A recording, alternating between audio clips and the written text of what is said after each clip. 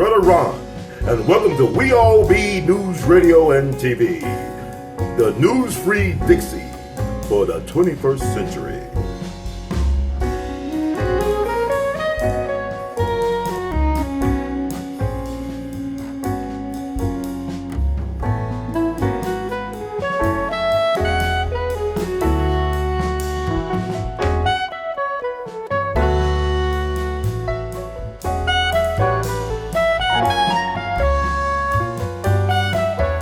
We got all kinds of screwed up stuff, and that's why we like the last Indo-African that was up in the White House, who was the richest man ever to be in the White House, much more affluent than Trump, and long-term family friends with the Bushes.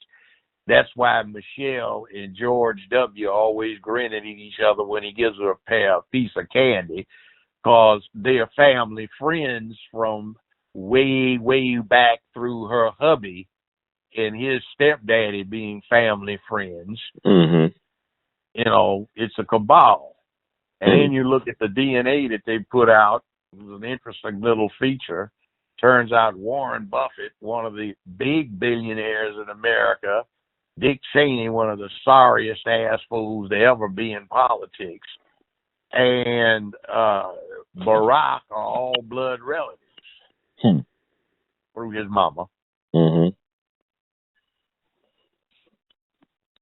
Hey, I'm glad you brought up the Bushes and Cheney, because that movie coming out today about Dick Cheney. But the Bush thing, you spoke about the Bush legacy. A lot of people tune into that segment about you talking about George H.W. Bush's background and also his connections to the Obama, his Apollo oil, all this stuff. What is your take on his legacy? Because I'm glad that social media is around, because people are offering different viewpoints on his legacy. George Herbert Walker Bush was a so-so mediocre president, all right? One-term president. Mm-hmm. I will give him his perps. He does have a unique distinction. In World War II, he was the youngest combat pilot in the U.S. military. He was a naval aviator, and he was the pilot of a TBM Avenger. Mm-hmm. Ordinarily, TBF was made by Grumman, but this was made by an off-brand company, the one he flew. And he got shot down. So I'll give him that. Mm-hmm. Also was captain of the football team, captain of the baseball team. He graduated summa cum laude from Yale University in 2.5 years to get his undergrad degree. Okay. I'll give him that. Okay? You can't take that away from him. He was head of the CIA, which is how he got to be homies with Barack's stepdaddy / adoptive daddy, Lolo Sotoro, and Barack's daddy did the contract killings for the CIA in the Southwest Pacific area. Mm-hmm. That's how they got hooked up. Barack's daddy used to run the death squads for the Indonesian army. He ran the Gestapo for the country. And George Herbert Walker Bush ran the CIA under Jerry Ford's administration. So I guess he had a lot to do with the rough and tumble. Now, how did he get to be CIA director? Well, his father, Prescott Bush, the senator from the state of Massachusetts, next before John F. Kennedy became senator when Prescott retired, along with his daddy, Prescott's daddy, had been providing military intelligence for the U.S. War Department for a long time. Prescott Bush's daddy, the granddaddy for George Herbert Walker, had gotten a position as chairman of the board for a consortium of German arms manufacturers that Carnegie and Rockefeller put together after World War I. So they had been providing vital information. The Bush family had been into military and foreign intelligence paper entrepreneurialism, which is you buy up a company and sell it off, don't run it, and into energy development for a long time. They started off, the family got its fortune because in the Great Lakes area, one of their founding members had an iron foundry that he ran.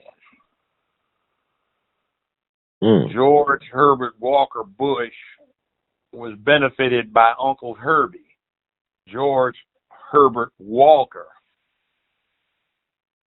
who founded Halliburton, which more recently employed the idiot who's related to the Indo-African that we had in, Dick Cheney.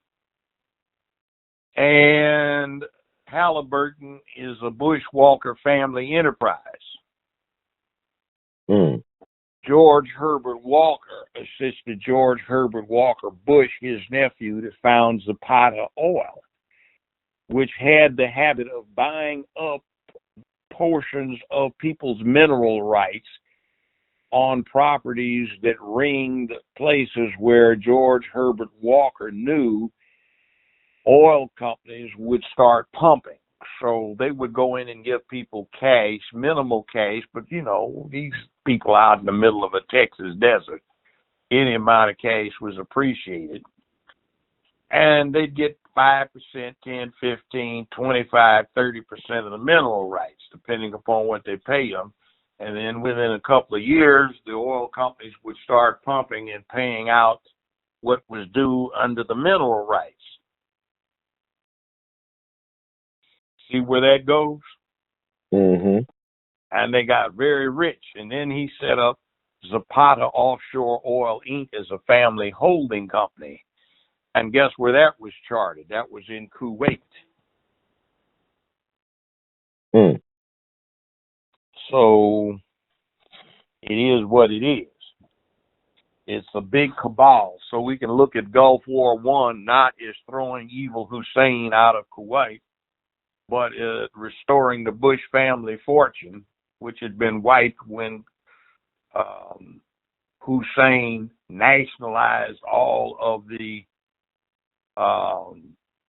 interest in Kuwait. And also, by the way, Winston Churchill and this guy known as Lawrence of Arabia had seized Kuwait from Iraq in 1922 to get oil for the Royal Navy. So Kuwait had been part of Iraq. So there was some righteousness to Hussein's cause, but I don't hear anybody talking about that. So there it is. And then later, Gulf War II, was that righteous? Or did we go in Iraq because George Walker Bush was trying to push Halliburton's interest, who wanted the rights to exploit the Iraqi oil that Hussein had contracted to the French and the Russians? And now Halliburton has the exclusive monopoly on exploiting Iraqi oil resources. And 10 years ago, I think 11 years ago now, it was revealed that they were profiting $2.3 million net every 7 hours. Oh, wow. Now, did all those people die because of Bush family enterprise? There's a good argument they did. That whole thing in Afghanistan was because Halliburton was trying to negotiate for pipeline rights, just like in that James Bond movie. I forget the name of it. And the interesting thing about that is May 2001, George Herbert Walker, on his order, his commander-in-chief and executive order, ordered that $45 million in military aid go to what is known as the Taliban. He was trying to bribe them so he could get the pipeline rights for the family company. Or at least so the family company could get it. He couldn't say that. Technically, he should have been required to divest himself of all interest, but because it was so diverse, they escaped that due to a technicality. That's interesting. Like I heard it said that with George H.W. Bush, the reason why he didn't get a second term was because he crossed the Israelis. He wouldn't give them $13 billion because of what they were doing to Palestinians over there. Is that true? You know anything about that? No, what happened was you're too young. The country was just flat broke. Mm-hmm. I mean, I made a good bit of money the last 2 years Carter was in office,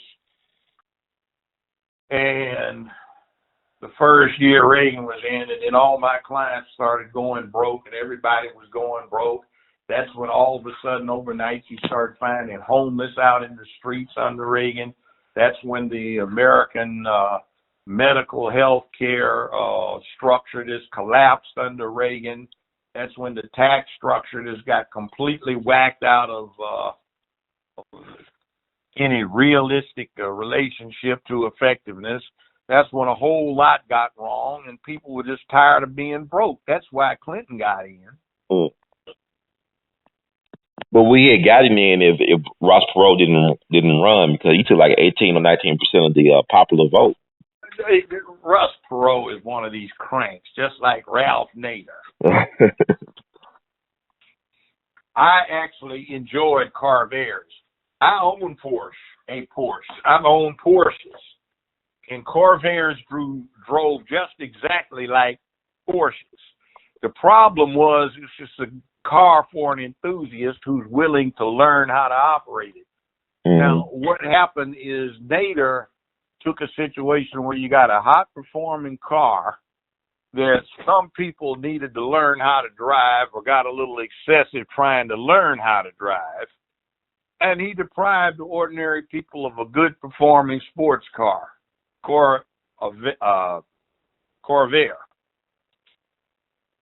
Unsafe to drive at any speed. It was fine. It drove just exactly like a Porsche. You do what you did in a Corvair and had a wreck, you would have wrecked it in a Porsche. But the difference is the Porsche costs 5 times as much. Mm. Mm.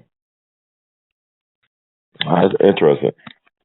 But what do you think about Bush's involvement with the CIA? What people talk about the JFK files? Like people said that he was connected to the Kennedy assassination, that he was actually there that day, but he couldn't recall. George Herbert Walker didn't have that much clout in 1964. But he was CIA, right? Was he not a CIA officer? No, he wasn't a CIA agent because of his family involvement in intelligence. Not in 1963-64, but in 1974, 75, 10 years later, he got appointed head of CIA. There was his thing about he couldn't recall where he was at. I mean, they got documentation saying that J. Edgar Hoover acknowledged George H.W. Bush in the CIA, but he said he wasn't that one. He wasn't that George Bush he was referring to. That George Herbert Walker Bush wasn't that deep. Hmm. I always have the thing about the Bushes and the Kennedys. I think it's interesting, like how one son survived his airplane being crashed, while the other son, for Joe Kennedy, the eldest son, he died during a bombing raid, whatever, a secret mission. No, it wasn't a bombing raid. It was a cockamamie scheme to have a B-24 controlled by radio. And what would happen is you'd need pilots to take the heavily explosive-laden aircraft off, and then bail out, and then other pilots in a remote aircraft would fly it toward the target and crash it into the target. Well, due to faulty hookups and throwing the wrong switches, a stray radio signal set the explosive off, and they blew up in midair. I mean, it's crazy to think about. He didn't have to take those risks. I think he was 29 years old. But I always try to compare and contrast the Kennedy and Bush families. And here's the thing: in both of them, do you notice? And it's a characteristic that we don't understand. Mm-hmm. The richest American families always tend to jump into the fray to protect their interest and equity in the country by fighting for it. That's interesting. Yeah, it is. Yeah. Now, there's a difference. Granddaddy Joe Kennedy, or Daddy Joe Kennedy, was a gangster. Mm-hmm. a criminal, a thug, and a hoodlum who wound up getting elevated. It's Irish. He ran the Irish gangs. If you've ever seen Road to Perdition with Tom Hanks, the Irish gangster that Tom Hanks' character worked for was based on Joe Kennedy. One of the things Joe Kennedy did was made a lot of money keeping black folk from working in the dock and longshore area in Boston. It was not good for our people. On the other hand, Daddy Prescott from Massachusetts, the senator from Massachusetts, the exact same area, was a U.S. senator, not a thug and a criminal. He also sustained Truman when he signed Executive Order 1981 to integrate the armed services. He happened to have made as surety most of the bonds that were put up for Dr. King during the Civil Rights era, and also for most of the other civil rights leadership when they got thrown in jail on frequent occasions. So you have to look at the differences. One was a thug and a criminal, and the other one, though a Republican, did have some conscientious involvement with stuff that black folk are interested in. I mean, but with the Kennedy campaign, they did get Dr. King out of that boot camp or work camp, prison camp down there. Out. They just made a few phone calls and expressed interest, which had its effect. I mean, but it benefited them in that campaign, right, against Nixon, because they wanted Nixon. I mean, Jackie Robinson. They made it known. They made it known. Nixon could have made the call too. Both of them could have. Yeah. They didn't. I mean, well, politics makes for strange bedfellows. I think, so you thinking that black folks' admiration for the Kennedy family is not really earned? Like, we just so infatuated with Camelot. It wasn't earned. He was image again, just like Indo-African we had in for 8 years. Right. Same kind of thing. The two youngest presidents around in a long time. Both were chick matinee stars, and both of them lacked a lot when it came to substance or ability to do what they really needed to do because they didn't know. Too young in life. But what do you think about the Kennedy take on the CIA? I mean, for him to take on the CIA the way he tried to take them on, to try to be his own man, but, end up failing. But it's like a lot of problems we have encountered over the last 50 plus years has been due to the CIA. Well, CIA was a creature of the Democratic presidency anyway. That was Harry Truman. And then he regretted making the CIA. He regretted it, though, later on. Well, yeah, because they didn't. So did Eisenhower. He said, "You dumb bunnies can't come up with a damn thing." And, quote, "You left me with a legacy of ashes. You lied to me." Alan Dulles brothers kind of stay interested. Why did we name airports after these type of people? Sick man. Dulles was a sick man. He had mental health problems. See, you have to understand this. When they set the CIA up, it was based on the OSS, which was a sorry organization of incompetence. The way both of them got founded on incompetence is that the only people that had foreign language skills were, guess what? Rich little Harvard, Yale, Princeton graduates, right? Little rich boys. Little rich boys who get their ass kicked if they tried to navigate inside an American city on the streets, let alone in Europe. So they couldn't really play spy. So what they did is they threw a lot of money at Germans and Czechs and everybody else that claimed they had some information. So they got a bunch of crap. So rather than trying to find out what the information was so they could inform the president, they decided to create the incidents, and they got into killing people.